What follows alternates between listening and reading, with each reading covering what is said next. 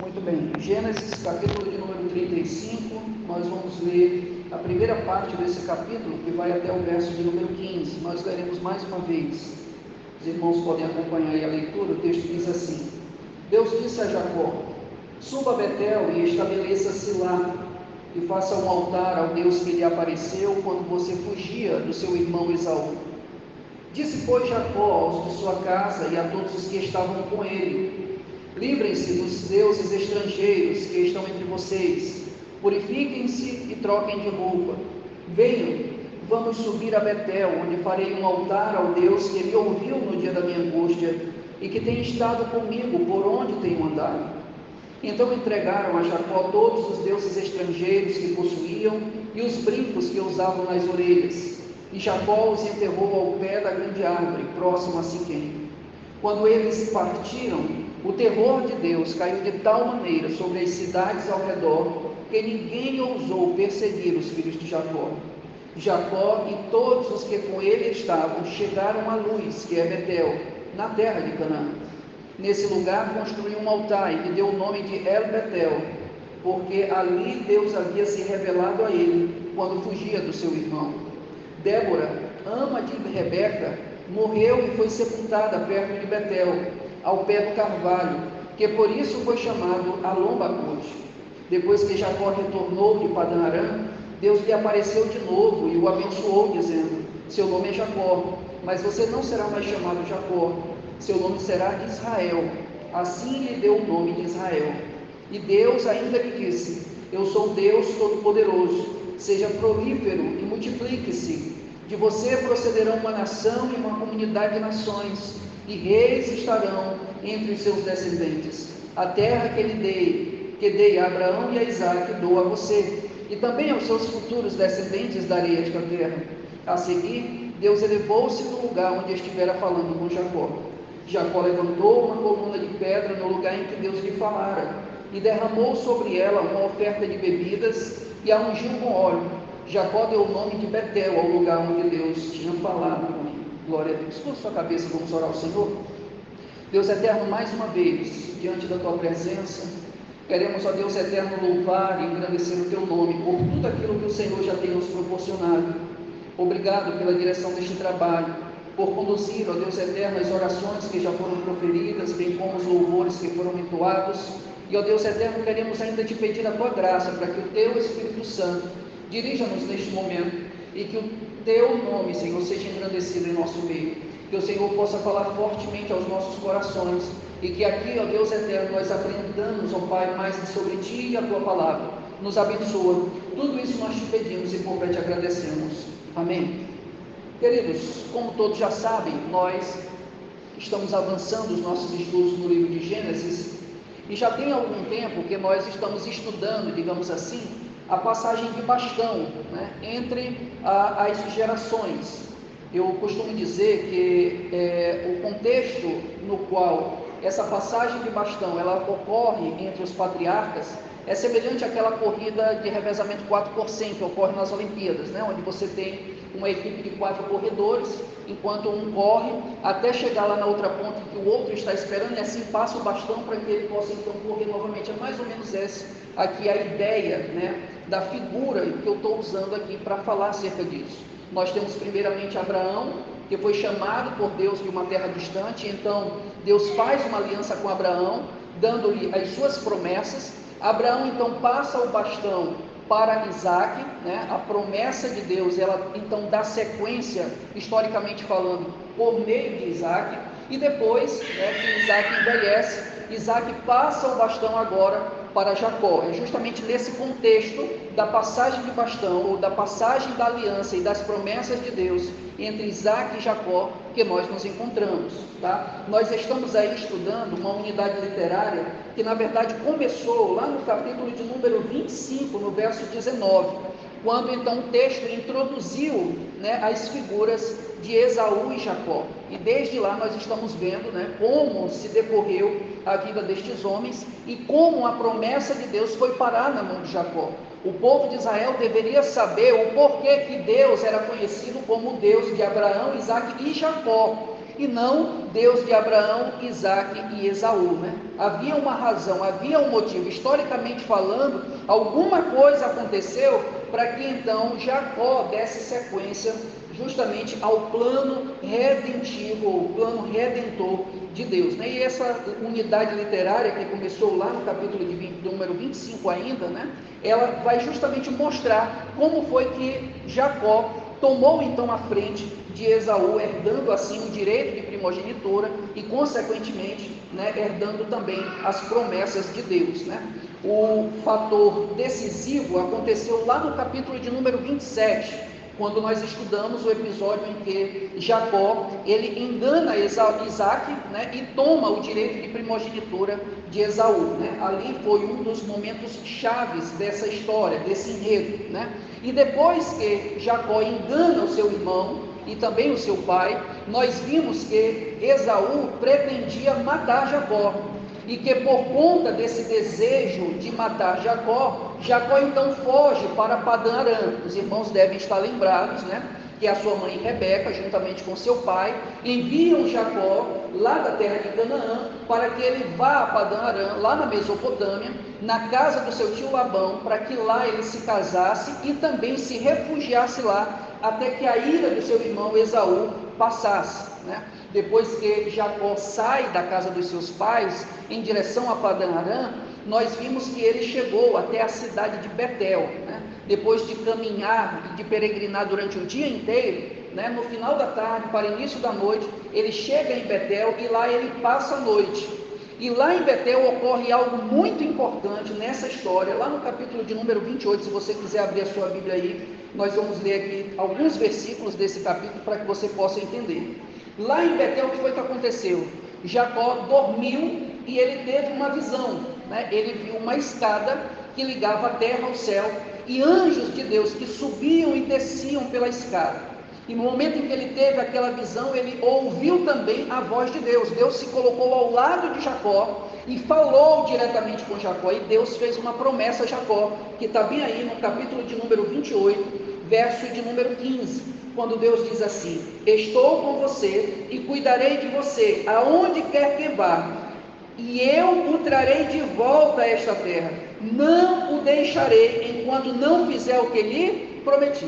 Então ali naquele contexto em que Jacó se encontrava, que era um contexto de fuga, Jacó deveria ali estar cansado, deveria estar ali muito preocupado, né? Deus se apresenta a ele com uma palavra de ânimo, dizendo que estaria com ele, que Deus o levaria e o traria em paz àquela terra, e que ele não abandonaria enquanto não fizesse o que ele estava prometendo. Essa é, portanto, a promessa de Deus sobre a vida de Jacó. E quando Jacó acorda, ele faz um voto, tomando então essa promessa como fundamento. Se você olhar comigo aí, ainda no capítulo 28, os versos 20 a 22, nós temos aí o voto de Jacó. O texto diz aí: então Jacó fez um voto dizendo: se Deus estiver comigo, cuidar de mim nesta viagem que estou fazendo, prover-me de comida e de roupa, e levar-me de volta em segurança à casa de meu pai, então o Senhor será o meu Deus, e esta pedra que hoje coloquei como coluna servirá de santuário de Deus, e de tudo o que me deres, certamente te darei o dízimo. Então Deus não só faz a promessa a Jacó, dizendo que tanto levaria como o traria de volta em paz, como o próprio Jacó faz um voto para com Deus, dizendo que se Deus fosse um Deus de provisão e de proteção na vida dele, a ponto de levar e de trazer em paz, ele de fato seria o seu Deus. Então depois que isso acontece, tudo que se desenrola depois disso, é justamente Deus cumprindo a sua promessa e respondendo positivamente ao voto de Jacó. Por que eu estou frisando isso toda semana?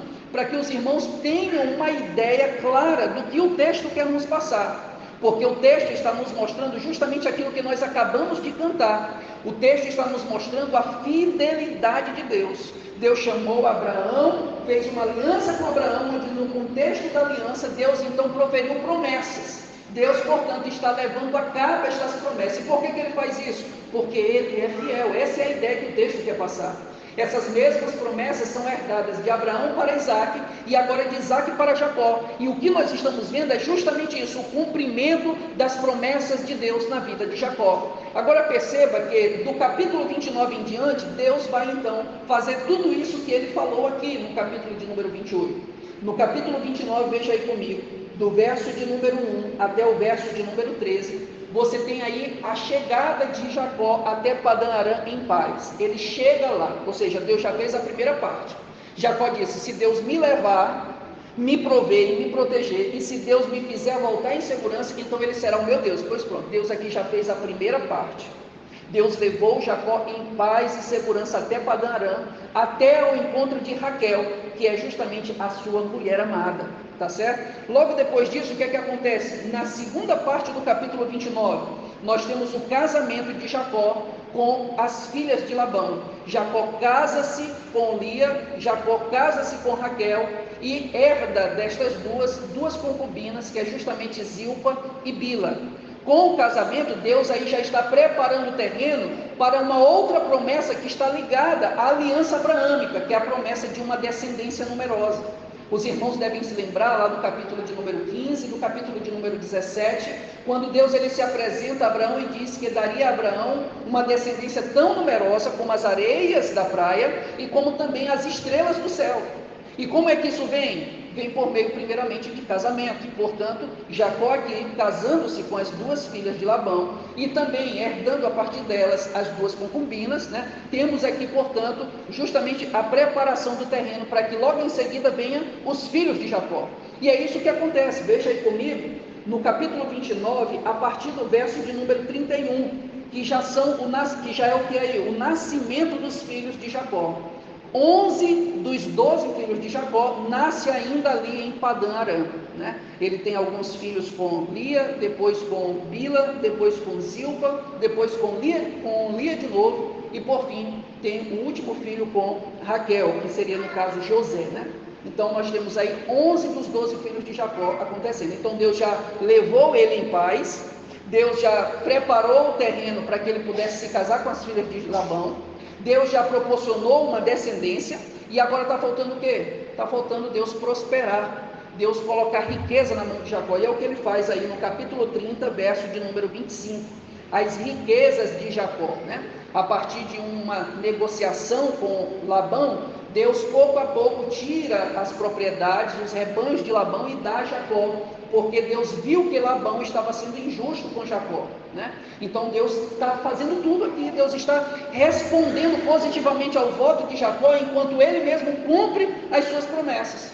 No capítulo 31 até o capítulo de número 33, nós temos aí o retorno de Jacó até Canaã. E perceba como o capítulo 33 vai dizer no verso de número 18, quando Jacó então chega em Canaã, o que é que o texto diz? 33, 18, o texto diz assim: tendo voltado de Padã Arã, Jacó chegou a salvo à cidade de Siquém, em Canaã. Ou seja, ele chegou a salvo em Canaã, justamente um atendimento divino direto ao voto de Jacó. Jacó tinha dito o quê? Se Deus me levar, me prover a comida e o que vestir, se Deus me proteger e em segurança me trazer de volta à casa do meu pai. Não é trazer de volta à casa do meu pai? Pois é, o texto aqui está dizendo que ele chegou a salvo até a terra de Canaã, ou seja, ele retornou em paz. Ele foi, prosperou, se casou, teve filhos, prosperou e retornou em paz. Portanto, Deus cumpriu a sua promessa. Mas, no entanto, irmãos, Jacó parece que ao retornar para Canaã, ele nem volta para Betel, que foi onde Deus falou com ele quando ele foi para Padã Arã, e nem vai para a casa do seu pai Isaac. O texto do capítulo 33 vai dizer, a partir do verso de número 18 ainda, que ele foi para a cidade de Siquém, que não tinha nada a ver com a história, ok? Se ele teria que voltar, ele teria que passar por Betel, que onde foi Deus apareceu para ele, não é verdade? E logo depois ele tinha que ir para a casa do pai, porque no voto ele disse: ele me trouxe em segurança até a casa do meu pai. Mas ele não faz isso, ele vai para Siquém. E aí parece-me, o texto não diz isso, mas de maneira velada, parece-me que Jacó ele falha aqui. Jacó deixa algo pendente no seu voto. Jacó não cumpre totalmente o seu voto a Deus, entende? Parece que ele, em vez de fechar o voto dele, cumprindo-o corretamente, Jacó ele se desvia um pouco daquilo que ele havia proferido diante do Senhor. E é justamente na cidade de Siquém que vai ocorrer aquilo que nós estudamos ontem, ou na última quinta-feira, né? Na última quinta-feira o irmão Edivan esteve ministrando aqui, e ele mostrou aos irmãos o que foi que aconteceu na cidade de Siquém, que foi justamente o fato da filha de Jacó, Diná, ter sido violentada. Está vendo? Ele não foi para Betel, não voltou para a casa do seu pai, decidiu por conta própria ficar na cidade de Siquém, e lá em Siquém, Diná foi violentada, até que os filhos dele tramaram contra os siquemitas, e especialmente Simeão e Levi mataram todos os siquemitas que haviam ali naquela terra.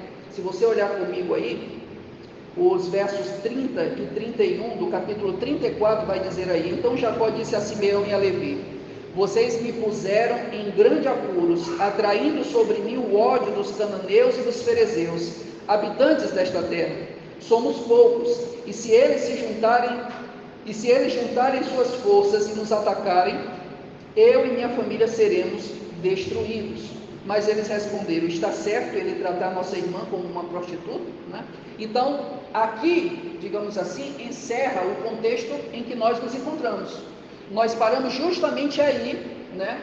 Na última vez que nós estamos estudando. E o que vai acontecer agora? Deus vai ordenar que Jacó então volte para Betel. Ficou algo pendente lá.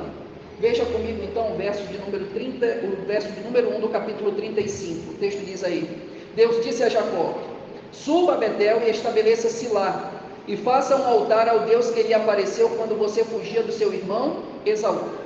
Aqui, embora o texto não deixe isso de maneira clara, mas parece, como eu acabei de frisar, que algo havia ficado pendente no cumprimento do voto de Jacó a Deus. Aqui parece que há um indicativo de que Jacó ele falha em se estabelecer em Siquém, no fato de ele não ter retornado para Betel e posteriormente à casa de seu pai. Possivelmente ele não deve ter retornado para a casa de seu pai, porque Isaac já tinha muitas posses, e era costume naquela época as terras não darem, digamos assim, alimento suficiente para vários rebanhos. Então possivelmente Isaac deve ter ido habitar em uma região diferente, porque ele deve ter pensado nos rebanhos de Isaac e nos rebanhos de Esaú, seu irmão. 3 rebanhos não dá certo, e a gente já falou aqui no capítulo de número 13, né, acerca justamente desse problema que houve entre os rebanhos de Abraão e do seu sobrinho Ló. Então algo parecido poderia acontecer aqui. Então Jacó vai para Siquém. Possivelmente essa foi a maneira racional que ele pensou e acabou indo para em Siquém. Mas no entanto o texto parece indicar, irmãos, que algo de fato estava pendente no voto de Jacó. Parece que ele tinha falhado, porque ele não retornou a Betel e nem foi à casa de seu pai. Na verdade, ele vai à casa de seu pai no final desse capítulo 35, quando no final desse capítulo o texto vai dizer que Isaac morreu e ele foi lá para sepultar o seu pai.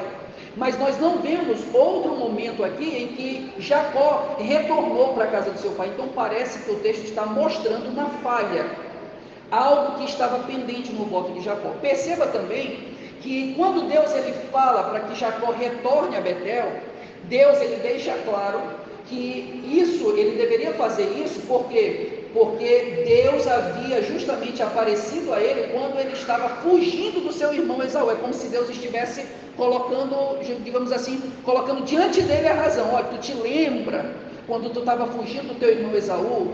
Tu te lembra quando tu estavas angustiado? Quando tu estavas com medo, aflito? Tu te lembras que eu apareci a ti e tu me fez um voto? Pois é, volta lá naquele mesmo lugar, como se Deus estivesse assim colocando nestes termos.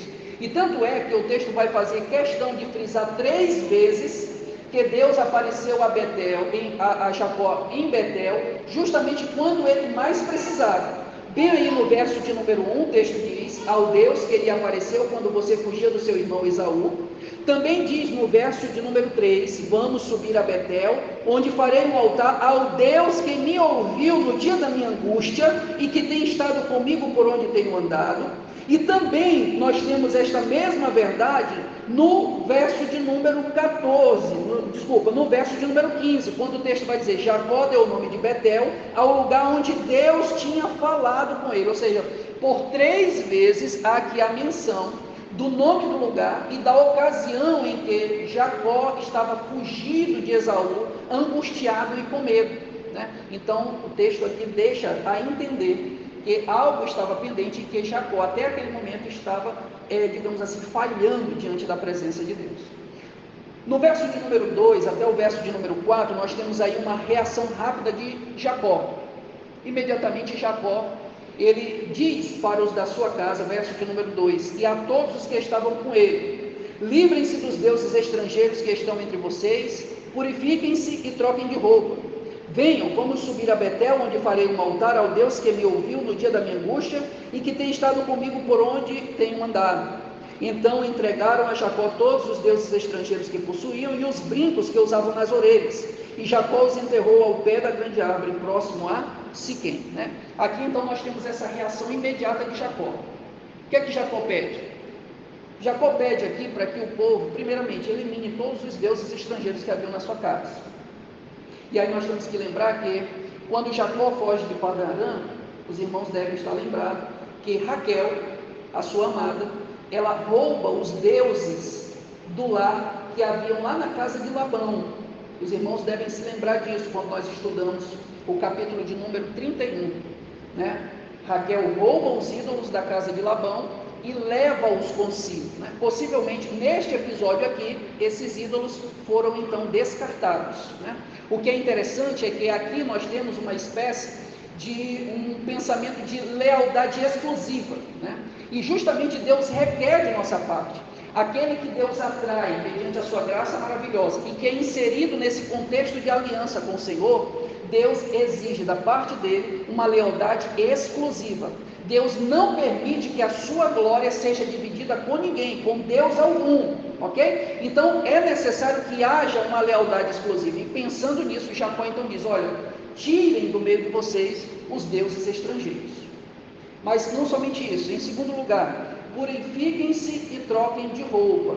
Isso daqui é inusitado, por quê? Porque essa purificação possivelmente está falando de uma purificação cerimonial, que era um dispositivo que havia na lei de Moisés. Mas nós temos que nos lembrar que a lei de Moisés até esse momento ainda não havia aparecido, só vai aparecer a partir lá de Êxodo, e principalmente Levítico. Portanto, o que nós temos aqui é uma espécie de antecipação. Não sabemos como, né, esse costume havia na família de Jacó, como Jacó ficou, digamos assim, descobriu esse princípio de purificação cerimonial, mas o certo é que Jacó pede para que o povo se purifique. Então nós temos aqui purificação cerimonial e lealdade exclusiva sendo justamente trabalhadas na vida, né, daqueles que estão na casa de Jacó. Uma coisa que talvez deva nos levar à curiosidade é justamente a questão dos brincos aqui, né? O texto diz que o pessoal que estava na casa de Jacó deu a Jacó os deuses estrangeiros que possuíam e os brincos que usavam nas orelhas, né? Aí isso daqui às vezes é usado por alguns irmãos mais tradicionais, né? Para dizer: tá vendo, irmão, brinco na orelha é pecado, não sei o quê. Mas, irmãos, nesse contexto aqui, o problema não é o brinco em si, tá? Mas sim a ligação que os brincos tinham com o paganismo. Possivelmente esses brincos faziam referência a deuses estrangeiros. Você percebe que na ordem de Jacó não pediu para tirar brinco. Jacó pediu para tirar os deuses estrangeiros. Jacó exigiu lealdade exclusiva. Como os brincos possivelmente tinham relação com as divindades pagãs, o pessoal deu não somente os deuses estrangeiros, como também retirou os brincos e entregou-os a Jacó. O que é interessante é que Jacó pega tudo isso e enterra junto a uma árvore, né? A grande árvore, ali devia ser um ponto de referência, né, naquele lugar.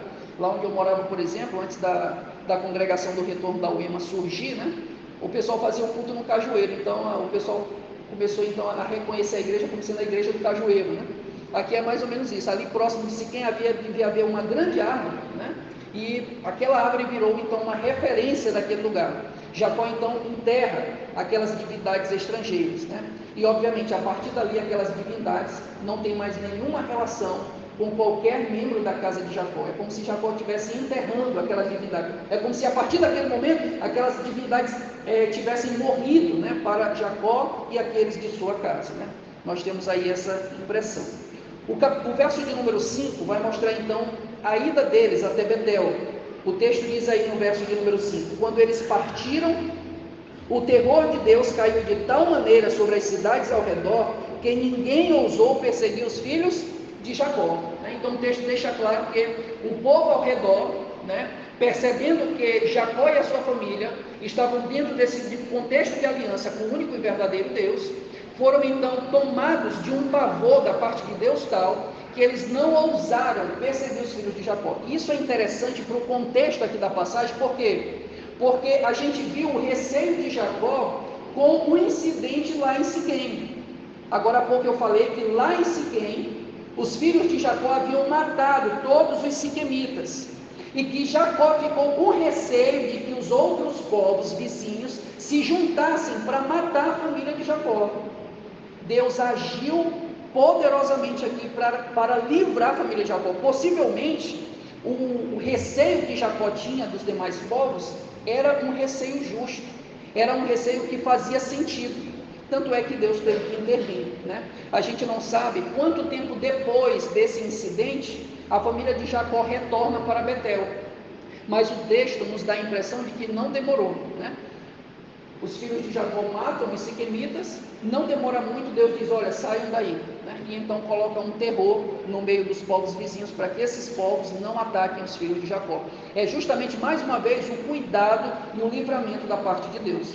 O que é interessante, irmãos, é que a gente vê o tempo todo Deus provendo todas as coisas, né? Uma das coisas que colocavam em xeque o plano de Deus no capítulo 34, no incidente ainda lá em Siquém, era o fato da mistura das sementes, né? Se os irmãos observarem lá, os siquemitas fizeram uma proposta, que era de quê? De dar as suas filhas em casamento e de tomarem as filhas de Jacó também em casamento, e haver uma mistura da semente, assim como ocorreu aonde? Lá no dilúvio, lembra?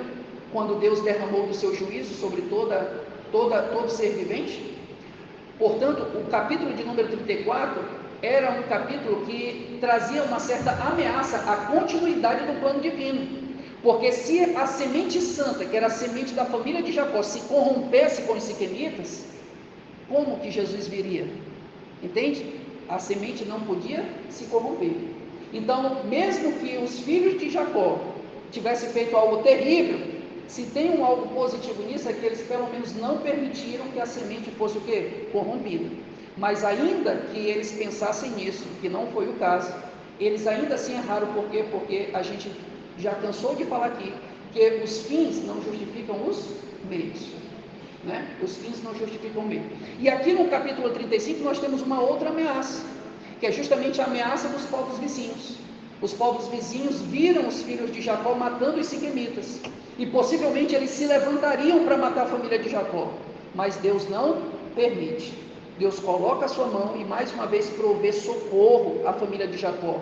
Não permite que aqueles povos atacassem a família dele, né? E nós vemos isso acontecer, irmãos, várias vezes nas Sagradas Escrituras. É por isso que eu disse aos irmãos que Deus, ele está pessoalmente comprometido com o bem-estar do seu povo, e Deus também está pessoalmente comprometido com as nossas próprias lutas.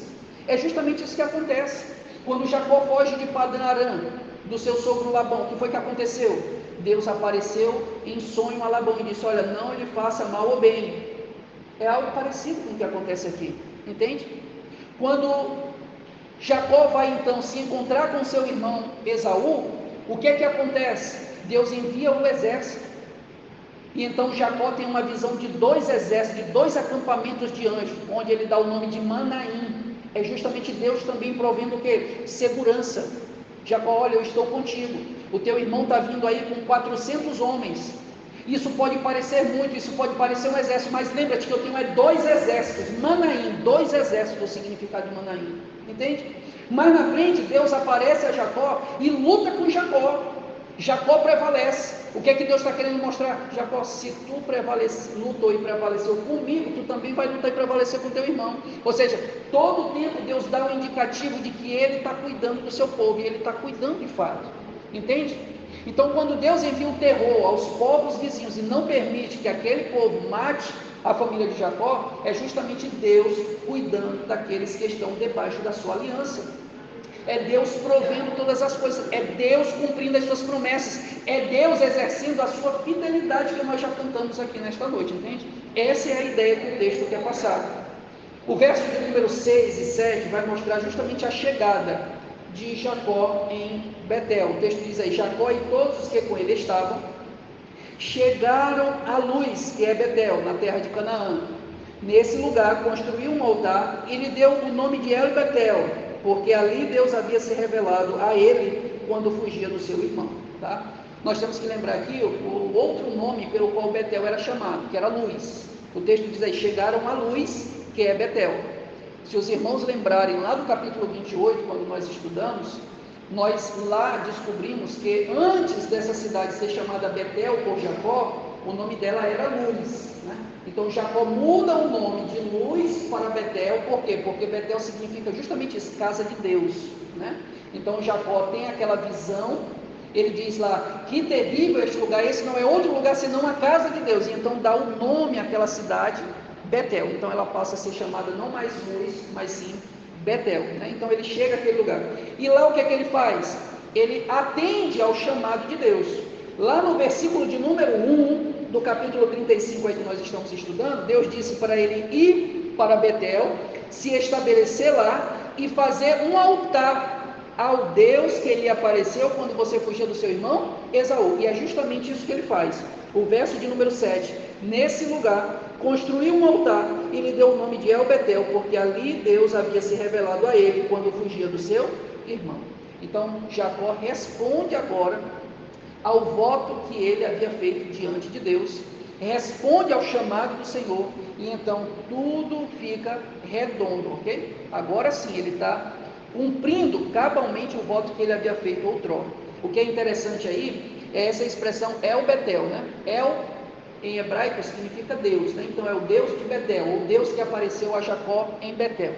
Alguns, veja bem, eu vou falar aqui algo relacionado a uma doutrina que muitas vezes a gente vê por aí, que é a questão do territorialismo, né? Alguns pegam uma expressão como essa, Deus de Betel, e costumam então a criar uma doutrina que está baseada na questão do território. Eles acreditam que há tanto divindades quanto demônios que estão ligados a um determinado território. Então eles, pegando esse texto, onde o texto diz Deus de Betel, eles acham que Deus tinha algo especial ali naquela região de Betel, e estabelecem um princípio de territorialismo, tá? Mas não é isso que o texto quer dizer, tá, irmãos? O texto ele quer simplesmente mostrar que o nome da cidade é um marco dentro da vida de Jacó, porque naquele lugar Deus havia aparecido a ele e lhe inserindo no contexto da aliança, lhe fez promessas que mais tarde viriam a ser cumpridas. Então, na verdade, não se trata de territorialismo, se trata simplesmente de um costume natural da época, que era o costume de estabelecer marcos, de estabelecer memoriais. Isso acontece muito, e não só aqui com Jacó, mas acontece desde o início do livro de Gênesis que nós estamos estudando. Nós vimos isso na vida de Abraão, nós vimos isso na vida de Isaac, nós estamos vendo isso na vida de Jacó, e veremos isso na vida dos seus descendentes. Nós vamos ver Moisés fazendo isso quando liberta o povo ali do Egito. Nós vamos ver o Josué fazendo isso depois que atravessa o Rio Jordão. Isso era um costume da época, é apenas um memorial para lembrar justamente dos atos redentivos, ou atos redentores da parte de Deus para com o seu povo. É para que o povo lembre da bondade de Deus, entende? Essa é a noção. Não se trata de territorialismo, coisa nenhuma, tá certo? O nosso Deus, ele é na verdade o Deus de toda a terra, tá? A ele pertence toda a terra, né? Os céus, a terra, o mar e tudo que neles há, tudo, absolutamente tudo pertence a Deus, né? Tudo, absolutamente tudo. Depois que eles estavam lá em Betel, irmãos, ocorre um fato que é a morte de Débora, verso de número 8. Débora, ama de Rebeca, morreu e foi sepultada perto de Betel, ao pé do carvalho, que por isso foi chamado Alon-Bacuth, tá? Débora aqui, ela é a ama de Rebeca, portanto ela é aquela serva que foi dada a Rebeca lá no capítulo 24. Se os irmãos estiverem lembrados, no capítulo 24, Abraão manda o seu servo possivelmente Eliezer, ir até a Mesopotâmia para buscar uma esposa para o seu filho Isaque, até que o seu servo traz Rebeca. E lá no texto, o pai de Rebeca dá como serva a Rebeca justamente a Débora, né? Débora era ama de Rebeca, mas parece-me que Débora era muito mais do que uma serva. Essa palavra ama, geralmente, ela está relacionada com a questão do amamentar. Então, possivelmente, Débora deu de amamentar para Débora deu de amamentar para Rebeca, né? Possivelmente aqui, tá? Era mais do que uma serva. Agora, uma coisa que me deixa curioso é saber em que momento Débora acompanhou Jacó. Porque quando ele vai para Padã Arã, o texto não fala de ninguém que o acompanhou. Parece-me que ele vai sozinho para Padã Arã. Débora não o acompanhou, parece-me, o texto não deixa claro. Depois que ele volta, nós não vimos ainda ele indo até a casa do seu pai, para que Débora então o acompanhe. Então eu não sei aqui, eu não sei dizer, o texto não diz, é uma incógnita que nós temos que aprender a conviver com ela. Em que momento Débora então acompanha Jacó? Nós não sabemos, mas o certo é que nesse momento em que Jacó está em Betel, Débora está com ele e ela morre e é sepultada ali no carvalho, ou seja, também perto de uma árvore lá, né, no carvalho lá. E esse carvalho é chamado de Alombacute. Alombacute no original significa carvalho da lamentação. É justamente o carvalho onde ela foi morta, onde ela morreu, né, foi sepultada, e eles ali lamentaram, né, aos pés desse carvalho, tá bom? Os versos de número 9, irmãos, em diante, é justamente um adendo, né? Então você tem Jacó saindo de Siquém e indo até Betel, onde lá ele construiu um altar, certo? Agora Jacó vai colocar uma nota editorial para falar o que Deus falou com ele nesse meio tempo. Por que eu falo isso? Porque se você observar no verso de número 7, Jacó constrói um altar. E no verso de número 14, ele constrói outro altar. Parece ser um outro altar. Quem está desligado do texto talvez pense que seja um outro altar, mas eu não penso que seja um segundo altar. É o mesmo do verso de número 7, é porque Moisés abriu aqui uma nota editorial, abriu um parênteses para mostrar o contexto em que ele erigiu esse altar, entendeu? Que foi justamente no contexto em que Deus fala com ele. É isso que nós vamos ver no verso de número 9. Veja aí, ó. Depois que Jacó retornou de Padã Arã, Deus lhe apareceu de novo e o abençoou, dizendo: seu nome é Jacó, mas você não será mais chamado Jacó, seu nome será Israel. Os irmãos devem estar lembrados que Israel significa aquele que luta com Deus e prevalece, ou que Deus lute, né, em favor dele, significa isso, né? Então Moisés aí mostra que o nome de Jacó foi mudado, e a partir daqui de fato nós vamos identificar Jacó pelo nome de Israel. Em um outro momento ele ainda vai ser chamado de Jacó, mas a partir daqui o seu nome torna-se de fato Israel, tá bom? Verso de número 11, e Deus lhe disse ainda: eu sou Deus Todo-Poderoso, seja prolífero e multiplique-se, de você procederão uma nação e uma comunidade de nações, e reis estarão entre os seus descendentes. A terra que dei a Abraão e a Isaque, dou a você, e também aos seus futuros descendentes darei esta terra. A seguir, Deus elevou-se do lugar onde estivera falando com Jacó. O que nós temos aqui são as palavras de Deus, confirmando mais uma vez o contexto de aliança que Jacó estava inserido. Essas mesmas promessas foram dadas inicialmente a Abraão, depois a Isaque, e agora chega até Jacó. É Deus justamente confirmando, ok? Quando Jacó foge para Padã Arã, Deus fez uma promessa e Jacó fez um voto. Agora tudo está cumprido, pois agora então há uma reafirmação do contexto da aliança que Deus faz com Jacó, tá certo? O que é interessante aí é a forma como Deus se identifica. Deus se identifica como sendo um Deus todo-poderoso. Preste atenção, irmãos, preste atenção, não deixe fugir aqui o pensamento. Deus se identifica a Jacó como sendo Deus todo-poderoso. E isso faz todo sentido no contexto da aliança, porque todas as promessas de Deus são de fato promessas de Deus. Não são promessas que o homem pudesse produzir por seus próprios meios. O descendente da mulher, que foi prometido lá em Gênesis 3,15, e depois o descendente de Abraão, que é prometido lá em Gênesis 15 e em Gênesis 17, não viria pelos meios humanos, mas sim pelos meios divinos. Essas promessas que foram dadas aqui por Deus a Jacó, quando Deus diz que Ele é o Deus Todo-Poderoso, que Jacó deve ser prolífero e se multiplicar, que dele procederá uma nação e uma comunidade de nações, e que reis viriam dele, que Deus também daria uma terra, que Ele também havia prometido a Abraão e Isaac.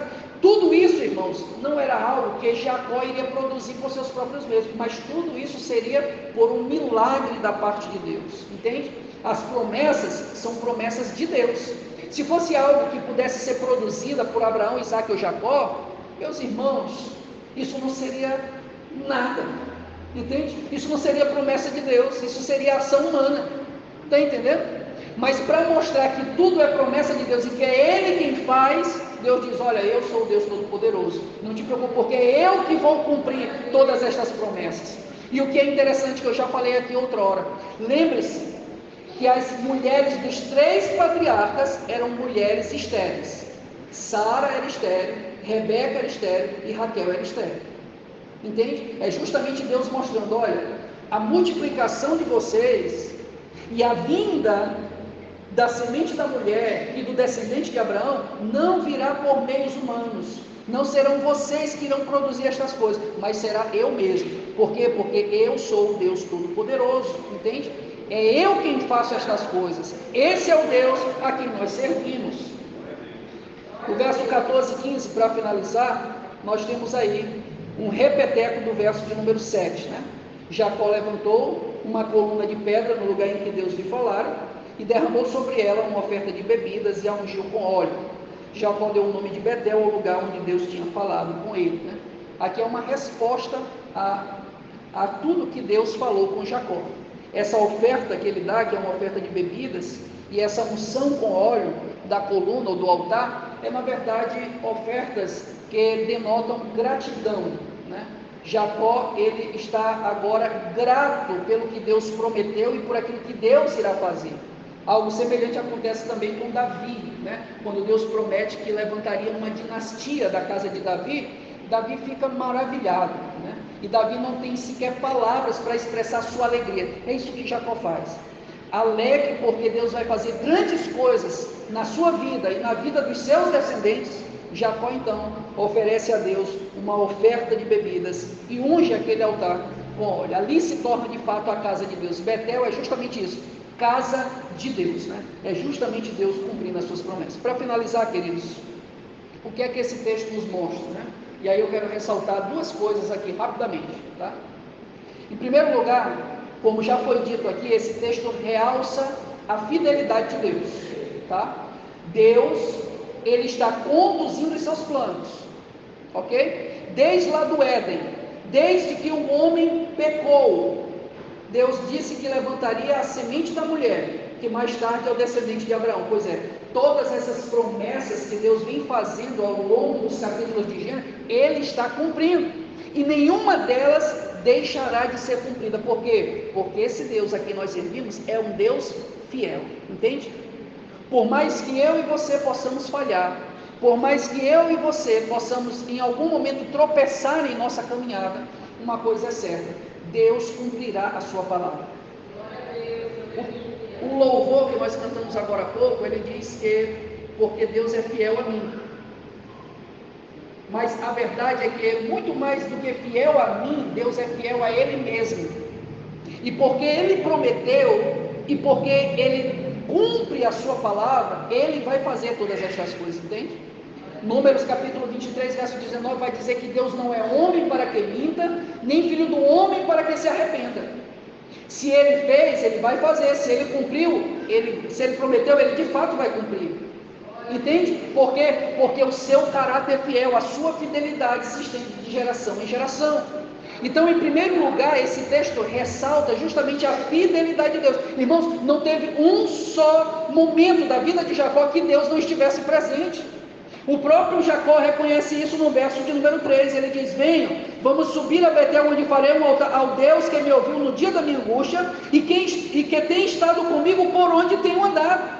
Ou seja, esse Deus que é fiel, Ele tem de fato conduzido a vida de Jacó. E Moisés escreve um texto como esse justamente para que o povo de Israel que está peregrinando no deserto saiba que Deus é um Deus presente, entende? Eles estão ali no deserto, mas eles estão diante de uma coluna de fogo na parte da noite e também de nuvem durante o dia, entende? Deus está presente ali, era justamente a presença de Deus que marcava o acampamento ali no povo. O povo era consciente de que estava diante da presença de Deus, entende? Então toda a peregrinação do povo no deserto foi uma peregrinação acompanhada pelo único e verdadeiro Deus, por esse Deus de aliança, por esse Deus cuja fidelidade se estende de geração em geração, entende? Esse Deus é maravilhoso, queridos. Agora existe aqui um segundo princípio que nós podemos aprender nesse texto, que é a questão da necessidade de uma vida pura diante do Senhor. Quando Jacó, ele recebe o chamado da parte de Deus para voltar em Betel, o verso de número 2 diz que ele deu ordem a todos os que estavam na sua casa: livrem-se dos deuses estrangeiros que estão entre vocês, purifiquem-se e troquem de roupa. E foi isso que o povo fez, entende? Esse Deus a quem nós nos apresentamos corriqueiramente, diante de quem nós nos apresentamos corriqueiramente, é um Deus que exige da nossa parte santidade, pureza e também lealdade exclusiva, entende? Quando nós estávamos há pouco tempo estudando o Sermão do Monte, foi isso que eu disse sobre os limpos de coração. O que é um limpo de coração? É aquele que não tem pensamento dúbio, é aquele que não está dividido entre o único e verdadeiro Deus e as coisas que o mundo lhe oferece, é aquele que não é o crente Raimundo, entende? Esse é justamente o limpo de coração, é aquele que serve simplesmente ao único e verdadeiro Deus. O texto aqui está nos mostrando isso. Qual foi a resposta de Jacó frente ao chamado do Senhor? Justamente isso: lealdade exclusiva, purificação, santidade. É isso que Deus requer de nossa parte. E o povo de Israel, que estava caminhando ali no deserto juntamente com Moisés, deveria saber disso. Mais adiante, eles iriam receber o livro de Levítico, que falava sobre a purificação, sobre a forma como eles deveriam se apresentar diante de Deus e se relacionar com um Deus que é santo, perfeitamente e infinitamente santo. Aquele povo deveria saber que eles não poderiam se apresentar de qualquer forma diante de Deus, entende? Lembra de Uzá, que morreu porque tocou na arca? Lembra dos filhos de Arão? O povo não poderia agir de qualquer forma, entende? O povo precisava saber que Deus é um Deus santo e que Ele exige pureza e lealdade exclusiva da parte do seu povo. Queridos, eu e você também precisamos agir como Jacó. Nós precisamos jogar fora os deuses estranhos que há em nossas vidas. Nós precisamos de fato buscar ao Senhor e viver uma vida de lealdade exclusiva e de santidade perante a sua presença, porque a palavra de Deus diz que sem santidade é impossível vir a Deus, entende? Eu e vocês somos chamados a uma vida de santidade ao Senhor. É assim que nós vamos ver os cumprimentos da promessa de Deus nas nossas vidas. Que Deus em Cristo nos abençoe. Como o tempo já está avançado, eu queria convidar você já a ficar de pé para que nós possamos então orar encerrando este trabalho.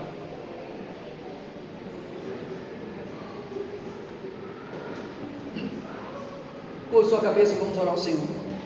Deus eterno, nós te agradecemos, ó Pai, porque nesta noite o Senhor de fato esteve aqui conduzindo o teu trabalho, e todas as coisas, ó Deus eterno, que viemos apresentar diante de Ti, de fato serviram para o propósito de glorificar e exaltar o teu doce e maravilhoso nome. Muito obrigado por falar poderosamente aos nossos corações, por nos mostrar, ó Deus eterno, a tua fidelidade que se estende de geração em geração. A esta fidelidade, Senhor, que esteve presente na vida de Abraão, Isaque e Jacó, e que passou, ó Deus eterno, presente em toda a história do povo de Israel, chega também hoje, Senhor, em nossas vidas, e o Senhor tem sido fiel para conosco.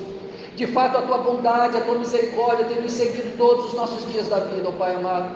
E queremos te agradecer, Senhor, por estas coisas, porque somos totalmente indignos da tua presença, mas o Senhor ainda assim, ó Deus eterno, nos amou de tal maneira, que deu seu único Filho, para que, ó Deus eterno, todo aquele que nele crê não pereça, mas tenha vida eterna. e dando o teu próprio Filho, o Senhor nos alcançou com a tua graça maravilhosa. E agora vivemos, ó Deus eterno, nesta esfera, ó Deus querido, de relacionamento contigo. Desfrutamos da tua presença e gozamos de todas as bênçãos que o Senhor conquistou para nós, ó Deus, na cruz do Calvário. Muito obrigado, Senhor, pela tua fidelidade. Nos ajuda agora, Senhor, justamente a mostrar um estilo de vida que seja digno da vocação a que nós somos chamados. Nos ajuda agora a vivermos em santidade, ó Deus eterno. Nos ajuda a vivermos em pureza de coração e de mente. Nos ajuda a vivermos uma lealdade exclusiva ao Senhor, para que assim, ó Deus eterno, nós possamos de fato responder positivamente, de maneira adequada, Senhor, ao teu chamado. Opera em nossas vidas e abençoa-nos, ó Pai, para a glória e para o louvor do teu nome. Leva-nos aos nossos lares na tua santa paz e ser conosco, nos dá um resto de semana maravilhoso em tua presença, e que nós possamos continuar, ó Deus eterno, este culto em nossos lares, no nosso trabalho, em nossas escolas e faculdades, aonde quer que estejamos, que a nossa vida seja um verdadeiro culto de louvor e gratidão a Ti. Muito obrigado por tudo isso te pedimos e por fé te agradecemos. Amém. Deus em Cristo nos abençoe e a paz do Senhor, seu irmão.